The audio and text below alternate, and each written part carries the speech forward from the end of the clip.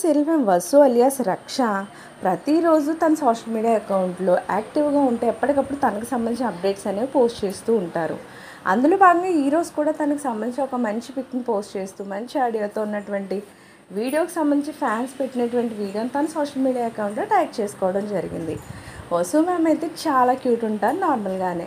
అందులో మరింత బాగా ఎడిటింగ్ చేసి ఫ్యాన్స్ పెట్టిన వీడియోస్లో మరి ఇంకా ఇంకా ఇంకా చాలా చాలా బాగుంటారు.